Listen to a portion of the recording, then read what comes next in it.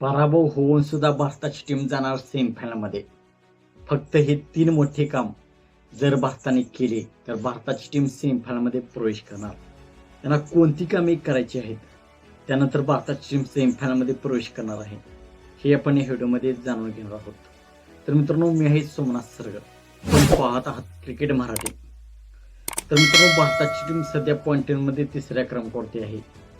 भारताचा पहिल्या सामन्यामध्ये साऊथ आफ्रिकेने पराभव केलेला आहे आणि 76 रन्सनी साऊथ आफ्रिकेने भारताचा पराभव केलेला आहे आणि भारताची नेट रन रेट हे -3.8 इतके झालेले आहे.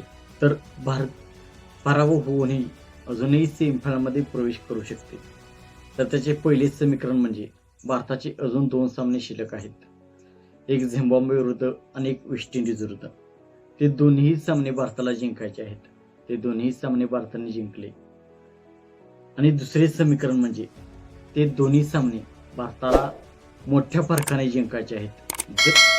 जर भारताने प्रथम बॅटिंग केली तर 80+ रन्सनी ते दोन्ही सामने भारताला जिंकायचे आहेत. आणि जर भारताने चेस केल्या तर 12-13 ओव्हर्समध्ये ते दोन्ही सामने जिंकायचे आहेत. तर नेट रन रेटवरती भारताची टीम सेमीफायनलमध्ये पोहोचू शकते. जरी साऊथ आफ्रिकेला वेस्ट इंडिजने पराभूत केले तर 3 टीमांचे 4-4 पॉईंट होतील. वेस्ट इंडिज, साऊथ आफ्रिका आणि भारत. तर नेट रन रेटच्या आधारे ज्या टीमची नेट रन रेट जास्त आहे त्या 2 टीमा सेमीफायनलसाठी पात्र होणार आहेत. तर नेट रन रेटच्या आधारे 2 टीमा सेमीफायनलमध्ये पोहोचतील.